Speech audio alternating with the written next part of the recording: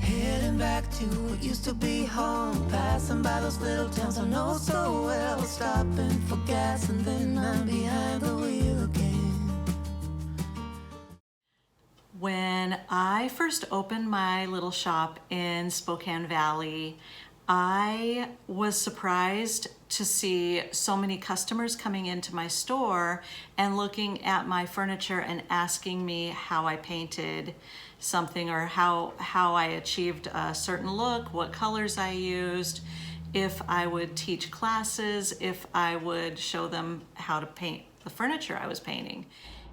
For this project, I'm using Miss Lillian's Moo paint, which is a milk paint, and the color that I'm using is called Sweet Cream.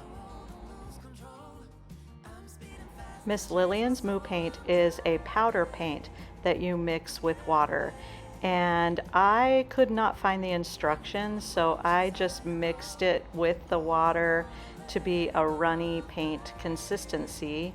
And then I just looked over and happened to find the instructions on how to mix it in the top of the lid. So if you want to know how to really mix the paint, just look inside the top of the lid for the instructions. This piece was a really dark walnut wood, and so I ended up having to use about 3 coats because the Sweet Cream is such a light color, and it took about 3 coats. To get away, running through emotions high and low, holding on or letting go. First of all, I really didn't think I could teach. I am not a teacher at heart. I don't think that I'm good at teaching. I think that there are so many people out there that are so much better teachers than I am. I'm going to show you how to do this, and it's going to come out bad. I'm going to feel bad because I think that I really would be a terrible teacher. Now that I'm doing this and I'm teaching more, and people, the feedback that I'm getting is good. Like, people are saying, yeah, I was inspired by this piece or that piece, and I painted this, and their pieces are actually, in my opinion, sometimes better than what I did. The milk paint will crackle and chip on its own if you paint it onto kind of a shiny surface, which this piece did have a shiny surface because of the varnish that was on it, but I wanted it to have more cracks and chips. So I pulled out my heat gun and ran it over the dry paint, and it crackled some more. And then I wanted even more chips, so I added another layer of paint, and while it was wet, I hit it with the heat gun again to crackle it even some more. You can see here where it's really starting to crackle. It's pretty cool, right?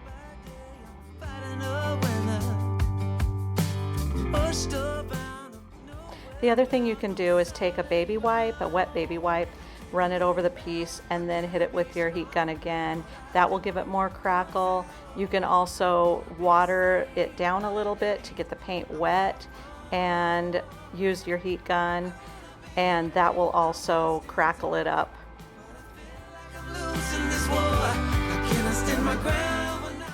To remove the cracks and the chips that were loose on the piece, I took a sanding block and sanded over the cracks, and then you can see where the paint chips are just falling off. I knew I wanted to put a transfer on top of this, so I didn't want to use the hemp oil because the transfers won't stick to the hemp oil.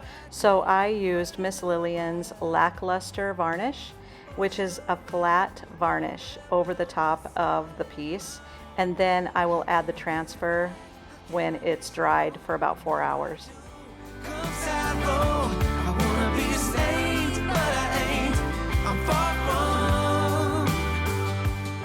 The other thing I really love about this paint is the finish is so soft and velvety.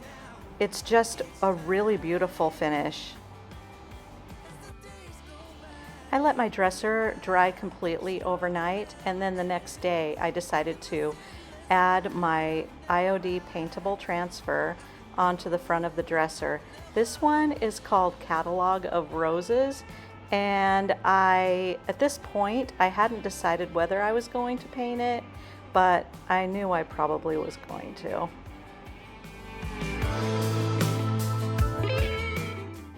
These transfers are really easy to use. You just take off the backing and then place the transfer where you want it on your piece, and then just rub it on with the stick that's provided. How can I be strong? I know what I do comes out wrong. I wanna be a saint, but I ain't. I'm far from. When people would say, if you could find something that you really love to do and you can make a living at it, you will never work a day in your life. And I thought, I had no idea what my passion was. I had no idea what my future held. I didn't know. I mean, that seems so far-fetched to me, the thought that you could find something that you love to do and make a living at it. I know people did, but I just never thought that that would be in the cards for me. And when I started doing this and realizing how much I loved it, it was just this weird natural progression into a business. I never thought in a million years I'd be doing YouTube. I never thought it. YouTube, yeah, no YouTube. I'm doing YouTube now. And it is probably one of the funnest parts of my job. I wish that I could edit videos faster and get more out there because I love doing this. I love it. And who would have ever thought in a million years? Definitely not me. I guess what I want to say is just, if you have something that you are dreaming about doing, even if it seems just really crazy and really far-fetched, try it. Just try it. Just see what happens. You never know. You never know what God has in store for you. You never know where your life is going to lead and what avenues it's going to go down, how things are going to work out. And this has been a crazy ride and I'm loving it. I love it. I wake up every single day excited about what am I going to do today. Sometimes I have a hard time sleeping because I'm so excited to wake up in the morning and do whatever I'm going to do that day. This is what it looked like before I painted it, and I really did love it, but I really wanted to paint it. I've said it many times, I know.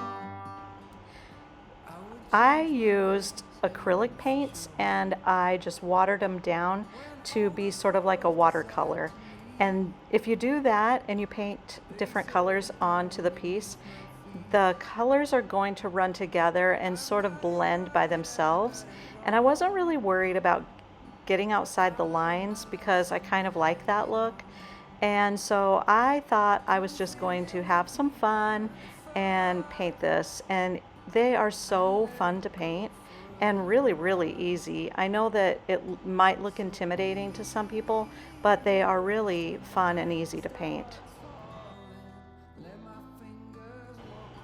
If you feel intimidated by the thought of painting one of these transfers, just get one and see, because look how easy this is.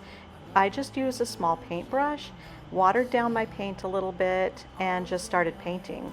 And this really only took me about an hour altogether.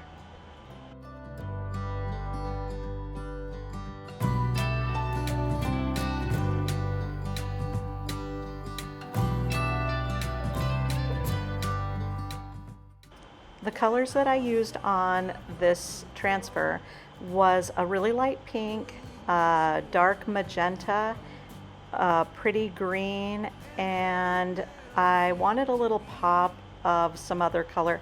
So I used a bright yellow, but I just watered it down so that it was really soft, and I just hit it with the highlighted areas. So you can see that I painted around the edges with the dark pink. The middle is more the light pink, and then I'm going to throw some yellow up just to highlight the flowers a little bit. Won't you be my guide and let me follow? Can I hold your hand for all time's sake? And all this time. Once I was done painting this, I just put 2 more coats of the varnish on top of it, and it was finished. All is in our hands.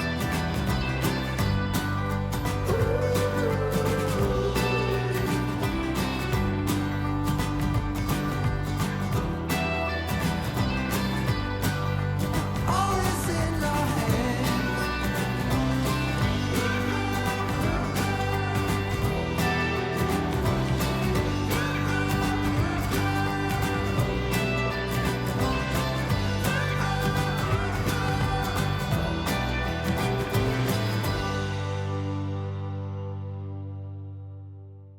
And I just want to say thank you guys for sticking in there with me, and I really appreciate you guys, and I really appreciate that you like my videos. I hope that you'll subscribe to my channel and that you will get something out of these videos.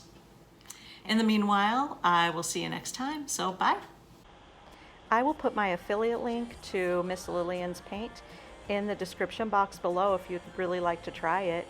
And the IOD transfers are on my website. And I hope that you enjoyed this video, and I will see you next time. Heading back to what used to be home.